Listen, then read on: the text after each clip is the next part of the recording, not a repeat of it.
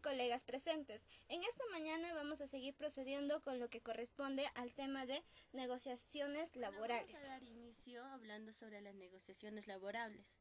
Dentro de ello hablaremos de los principios rectores y la definición y sus funciones. Para esto debemos tener en cuenta que todo inicio de una negociación colectiva siempre se debe llevar de acuerdo a los dos principios rectores, porque sin la existencia de ellos no se llegaría a una solución pacífica y democrática de los conflictos.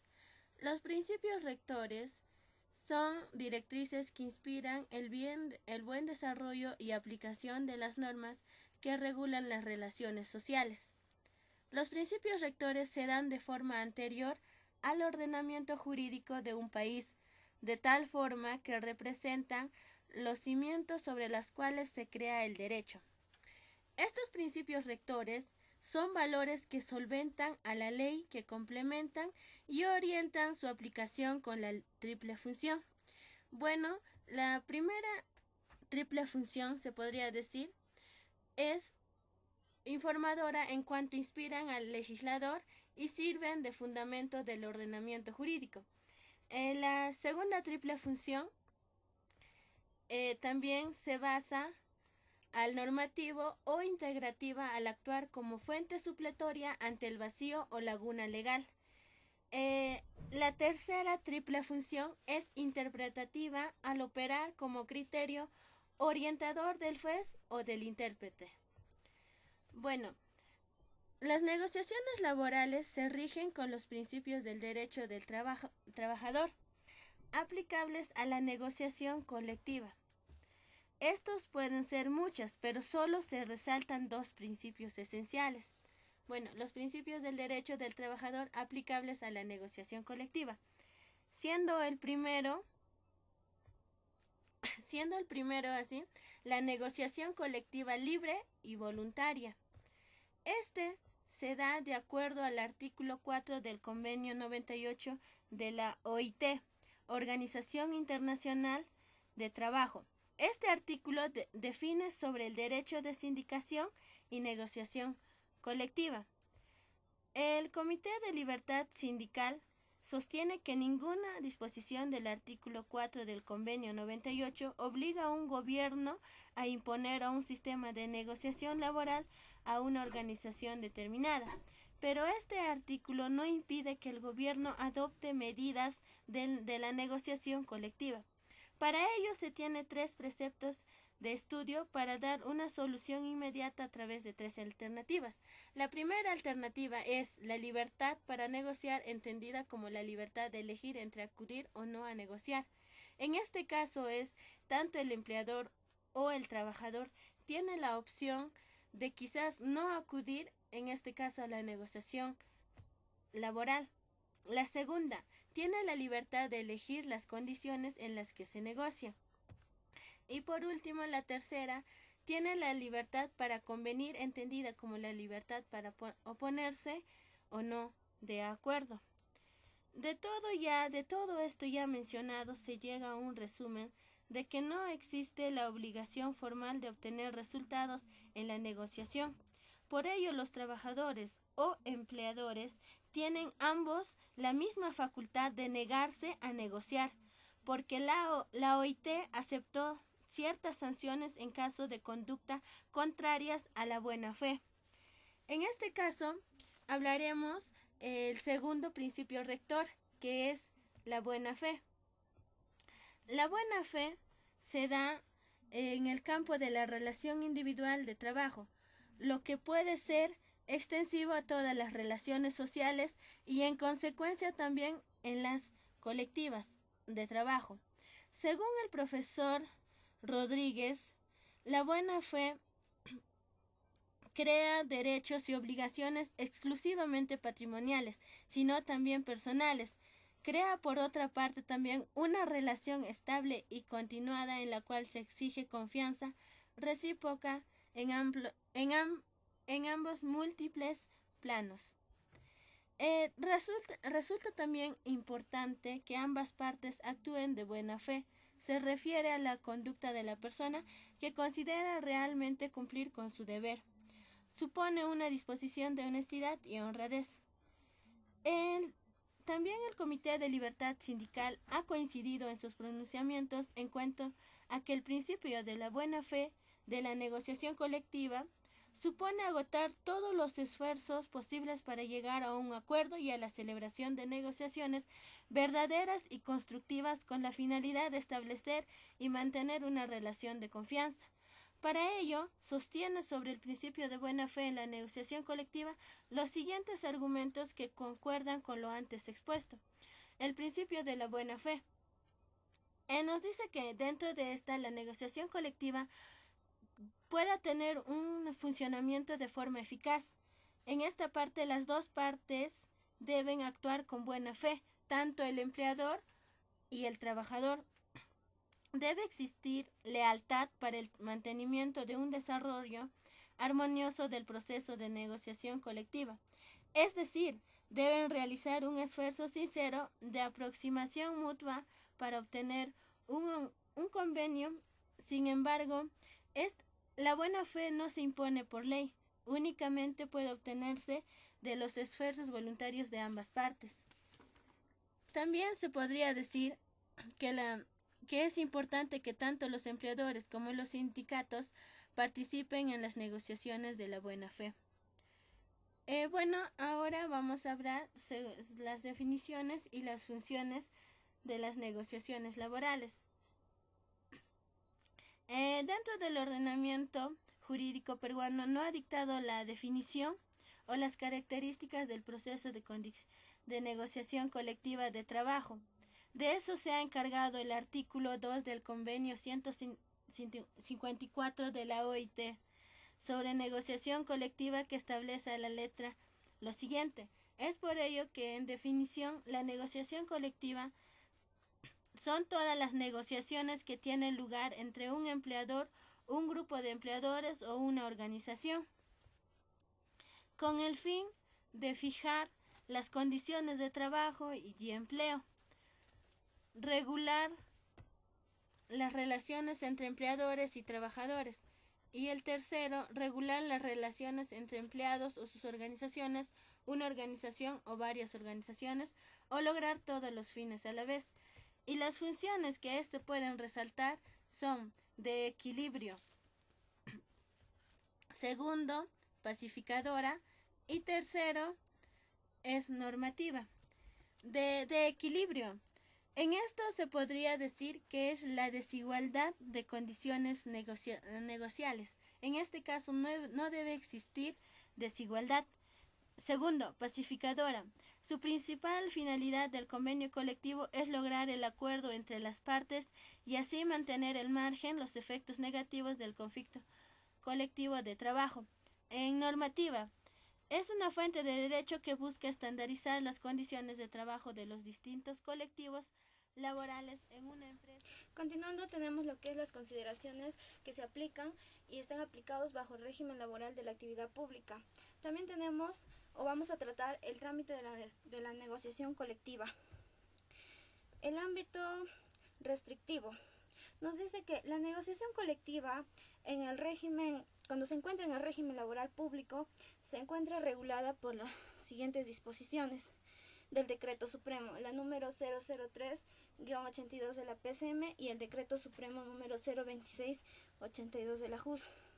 Estas normas y decretos se han ido desarrollando un sistema participativo a los preceptos que nos inspiran la libertad sindical. También nos dice que la negociación colectiva en la actualidad ha sido socavado y se ha ido incorporando también medidas restrictivas que presentan el libre ejercicio. Desde la legislación que se regula año tras año el presupuesto del sector público, nos dice que el diseño de la negociación colectiva, tanto para servidores y empleados de la administración pública que estén sujetos al régimen laboral público, está altamente limitado y nulo de promoción. Asimismo, también se da otras medidas transgresoras del decreto legislativo número 276, que pertenece a la Ley de Bases de la Carrera Administrativa y Remuneraciones. En en el sector público. Nos dice que las entidades públicas están prohibidas de negociar con sus servidores directamente o a través de sus organizaciones sindicales, condiciones de trabajo o beneficios que impliquen incrementos remunerativos o que modifiquen el sistema único de remuneraciones que está establecido por esta ley. El trámite de la negociación colectiva. Cabe precisar que el procedimiento de la negociación colectiva aplicable a los trabajadores que estén bajo el régimen laboral público es la presentación y contenido del pliego petitorio. La negociación colectiva de los trabajadores que estén del régimen laboral público no se realiza por niveles, sino que se lleva a cabo por reparticiones. Es decir, el ámbito de la negociación es determinada por la entidad del Estado o la institución pública, siempre que cuenten con el pliego presupuestal propio. El sindicato mayoritario de la respectiva repartición podrá presentar su pliego de peticiones teniendo como fecha el 31 de marzo de cada ejercicio presupuestal, iniciando su vigencia a partir del 1 de enero del ejercicio siguiente. El pliego de peticiones solo podrá contener condiciones generales de trabajo, entendiendo por aquellas prestaciones que faciliten la actividad del trabajador y que puedan cubrirse solo con los recursos presupuestales existentes. La conformación de la comisión paritaria. Nos dice, recibe el pliego de peticiones. El titular de la repartición convocará a una comisión paritaria que atienda el referido pliego. Está estipulado el plazo de 10 días para que la comisión evalúe los pedidos realizados y busque una fórmula de arreglo.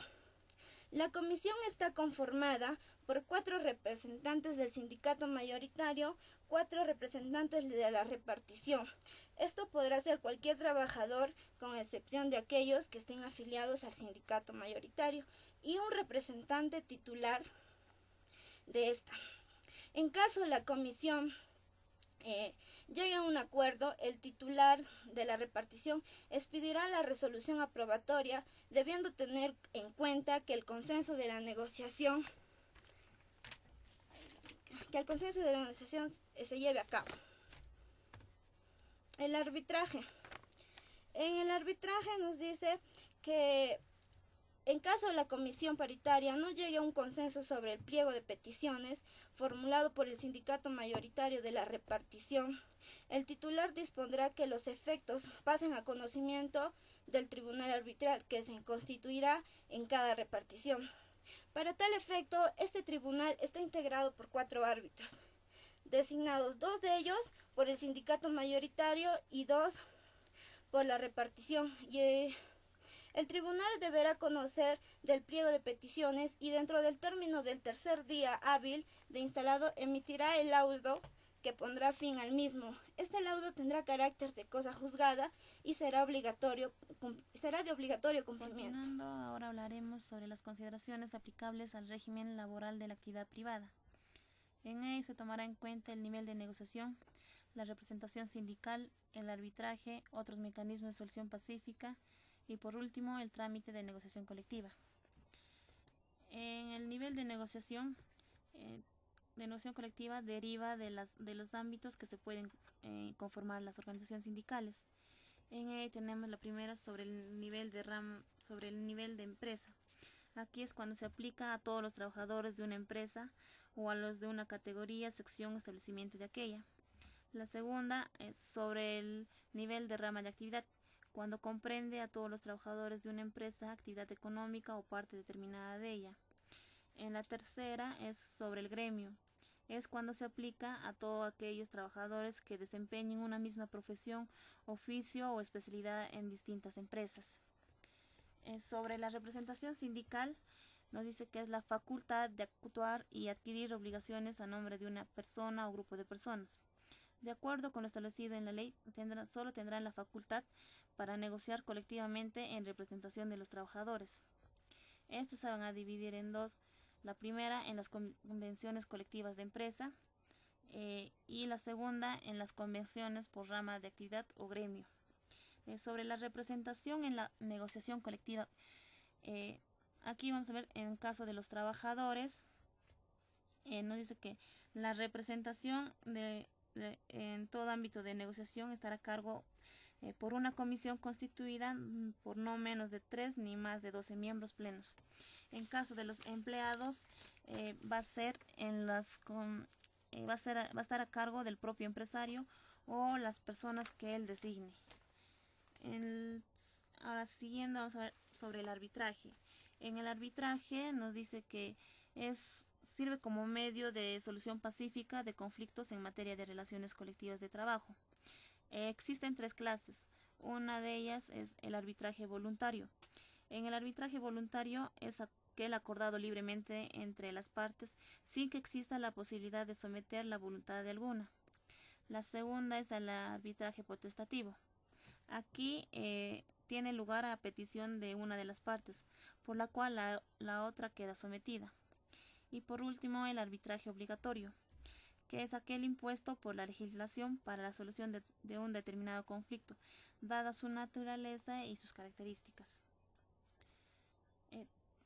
Aquí tenemos otros mecanismos de solución pacífica de conflictos colectivos de trabajo. Uno de ellos es el extraproceso, que integra elementos de la conciliación y de mediación. Su finalidad consiste en incentivar el diálogo entre los representantes de trabajadores y del empleador. En la mesa de diálogo es el mecanismo que se utiliza para afianzar la relación entre los sujetos laborales en torno a reclamaciones que pueden transformarse en causa de conflictos laborales. Y por último, las reuniones informativas, que se utilizan para obtener información detallada sobre la problemática laboral y las causas que originan conflictos colectivos y que permitan establecer alternativas y estrategias de solución. Los trámites de negociación colectiva son 4. La primera es sobre la presentación del pliego de reclamos. Sobre la presentación del pliego de reclamos, la negociación colectiva se inicia con ello, que debe contener un proyecto de convención colectiva con la siguiente información. Una es la denominación y número de registro del sindicato que lo suscribe y domicilio único que señale. En la siguiente, la nómina de los integrantes de la comisión negociadora, el nombre o denominación social y domicilio de cada una de las empresas u organizaciones, las peticiones que se conformulan sobre remuneraciones, condiciones de trabajo y productividad, y por último la firma de los dirigentes sindicales. La siguiente es los requerimientos de información económica financiera. Esto se va a dar dentro de los 90 días naturales anteriores a la fecha de caducidad de la convención vigente. Los representantes de los trabajadores podrán solicitar al empleador la información sobre la situación económica, financiera, social y demás pertinente a la empresa. La siguiente es sobre el inicio del tracto directo. En esto, la negociación colectiva se realizará en los plazos y oportunidades que las partes acuerdan, dentro o fuera de la jornada laboral, debiendo iniciarse dentro de los 10 días hábiles presentado el pliego. Y por último tenemos la conciliación. En la conciliación, las partes informarán a la autoridad de trabajo de la terminación de la negociación, pudiendo simultáneamente solicitar el inicio de un procedimiento de conciliación. Por último, aquí veremos el procedimiento que se lleva a cabo para la negociación colectiva en el régimen laboral de la actividad privada. El primero es la determinación del nivel por empresa, por ramo, por gremio. La siguiente es designar representantes. El tercero, la solicitud de la información que se debe llevar a cabo dentro de los 90 días antes a la fecha de caducidad del convenio. La tercera, la presentación del pliego entre los 60 días antes y 30 días después a la fecha de caducidad del convenio colectivo. La cuarta, recepción obligatoria del pliego de reclamos. La quinta, la valorización de peticiones. La sexta es el inicio de la negociación directa que se debe dar después de los 10 días de la entrega del pliego. La sexta, la conciliación a pedido de parte o de oficio. La séptima, ante la falta de acuerdos se tiene como opción la huelga, que se puede dar por dos tipos, uno por arbitraje y el otro por el conflicto abierto, o por el arbitraje mediante una solución pacífica. Y todo ello se puede transformarse en Ahora vamos a mediación. iniciar hablando acerca del tema de la huelga, que también implica dentro de las negociaciones laborales. Bueno, para ello vamos a tener en cuenta tres temas importantes. Una de ellas es la OIT, la segunda es la infraconstitucionalidad y la tercera es la procedencia e ilegalidad. Para ello vamos a iniciar primero con la definición de lo que es huelga. Huelga es una herramienta de autotutela del trabajador, es decir, entrar en un convenio entre el empleado y el empleador acerca de un convenio económico o de trabajo, como por ejemplo todos esos trabajadores tienen que primeramente organizarse entre ellos. Una vez que se organice y haya un líder, es decir, inclusive un sindicato, vamos a tener en cuenta que deben defender dos causas importantes bajo la ley. Una de estas causas son los económicos y la segunda causa es los profesionales, a lo cual también está bajo lo que es la OIT o conocida como Organización Internacional de Trabajo. Esta OIT en su decreto legislativo o en su convenio número 84 nos habla acerca de que cada constitución política debe tener en cuenta este convenio número 84. En nuestro caso, la Constitución Política del Perú del año de 1993, en su artículo número 28, nos dice que el Estado reconoce el derecho de los sindicatos y las negociaciones colectivas de huelga. Además, fomenta la garantía en lo que es la libertad sindical. También debemos tener en cuenta que regula lo que es el derecho de huelga para que de esta manera las personas puedan defender sus derechos dentro de su trabajo. También debemos tener en cuenta en este caso lo que es la infraconstitucionalidad. Aquí encontramos dos modelos de huelga, por así decirlo. Una de ellas es la dinámica que se lleva mayormente en la parte de Europa con la alteración en forma regular de prestación de servicio laboral al empleador. Es decir, que se quedan sin trabajar durante un tiempo estas personas. La estática se lleva mayormente en la Latinoamérica. Es la suspensión perfecta colectiva del trabajo acordado mayoritariamente con el abandono del trabajo. Aquí ya nadie va a trabajar y todos se movilizan por las calles, lo que el Perú también hace en este caso. Para ello debemos tener en cuenta lo que es la procedencia de la huelga. En uno de ellos tiene como implicancia que deben cumplir ciertos requisitos. Uno de estos requisitos es que debe ser evaluada por la autoridad de trabajo si la huelga que van a realizar es la adecuadamente formulada para lo que están pidiendo o no. La tercera debe tener en cuenta lo que es la declaración de la huelga, es decir, en qué momento se va a iniciar. Y de esta manera los que van a iniciar la huelga deben tener en cuenta dar a conocer al empleador 5 días útiles o 10 días útiles al inicio de la huelga. Para ello deben detallar la siguiente información. Una de ellas es la que debe tener en cuenta el ámbito de aplicación de la medida, es decir, el por qué se está llevando a cabo, como también nos menciona la segunda, que es el motivo de la justificación de la huelga, si tal vez hay algo que no le garantiza al empleado, que no desea estar trabajando bajo la forma que hasta ese momento. La tercera es la duración de la huelga, es decir, si va a ser indefinida o va a tener un tiempo límite, puede ser de 2 días, 3 días o indeterminada. La cuarta parte es el día y la hora de su inicio, es decir, en qué momento se va a iniciarse la huelga. Como quinta tenemos la copia del acta de la asamblea. Aquí esto se hace llegar a los sindicatos como también para que tengan en cuenta el personal, la nómina de trabajadores que laborarán en servicios esenciales, como por así decirlo, en emergencias de un hospital. Y la última que debemos tener en cuenta es la declaración jurada del sindicato. Aquí el sindicato ya habla con lo que es el empleador y tiene que hacer llegar el por qué se está llevándose esta huelga teniendo en cuenta los 7 pasos.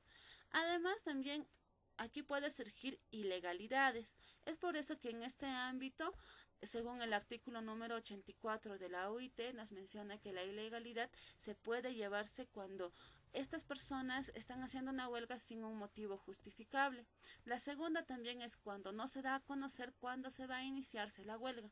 Es algo ilegal, ante lo cual puede el empleador tener en cuenta de poder inclusive a los trabajadores que están iniciando darles un castigo, por así decirlo. Tales supuestos son los siguientes: cuando se convierte una huelga en ilegal.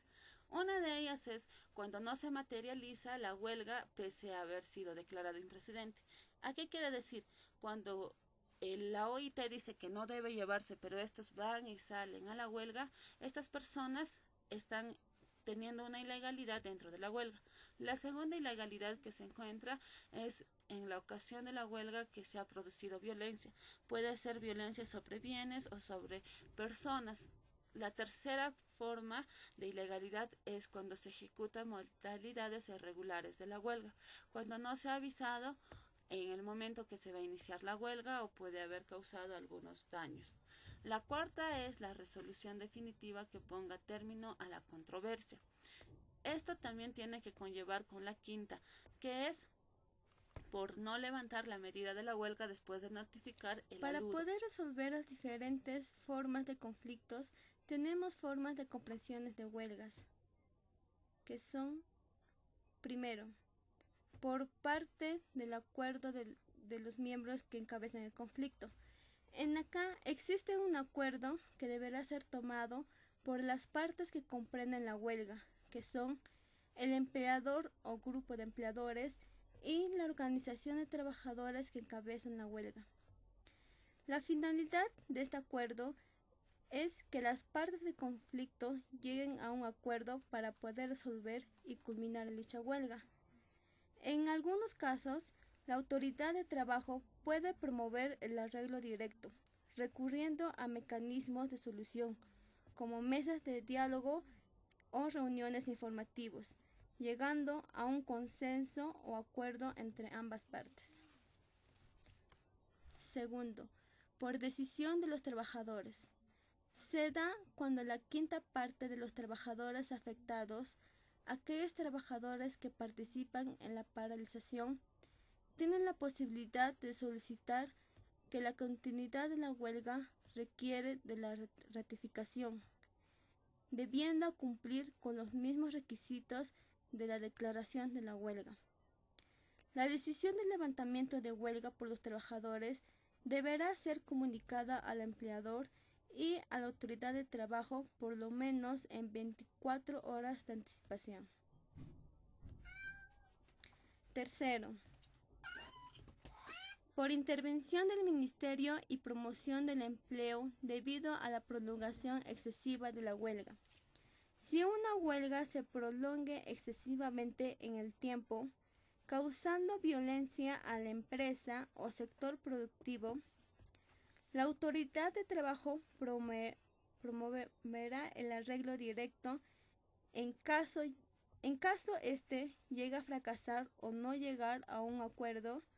El Ministerio de Trabajo y Promoción del Empleo resolverá en forma definitiva, donde este ministerio desarrollará 3 formas de condiciones para intervenir el conflicto, las cuales son: primero, el arbitraje obligatorio, huelga excesivamente prolongada que compromete gravemente a una empresa o sector productiva. Esto se da cuando la huelga afecta el interés social de la empresa o sector productivo, o no hay inicios del tiempo de conflicto. Segundo, arbitraje obligatorio, huelga excesivamente prolongada que deriva en hechos de violencia. Se da cuando una huelga ilegal, según el artículo 84 de la Ley de las Relaciones Colectivas de Trabajo, cuando los trabajadores involucrados tienen la obligación de dar término a la paralización y reincorporarse en sus actividades, cuando el conflicto que hayan realizado se hayan hecho con violencia y causando consecuencias en los bienes y personas. Tercero, arbitraje obligatorio. Huelga excesivamente prolongada que asume características graves por su magnitud o consecuencia. Al desarrollar una huelga, crea pérdidas en su entorno, creando criterios como el grado de afectación al nivel nacional que la huelga tenga sobre la producción de determinado bien al nivel nacional o internacionalmente. También puede ver pérdidas en las exportaciones totales de dicho bien o en el carácter público de los servicios interrumpidos y sus diferentes alcances. Para el licenciado Ildefonso Yalico Jaime, elaborado por Aguilar Hilario Sara Sofía, Cayacano Ibis Milagros, Minaya Labatón Daisy, Robles Gómez Carolina, Yachachín Pérez Liliana, alumnas del 8º semestre B de la Facultad de Ciencias Empresariales de la Universidad Nacional Daniel Alcides Carrión. gracias por su atención prestada.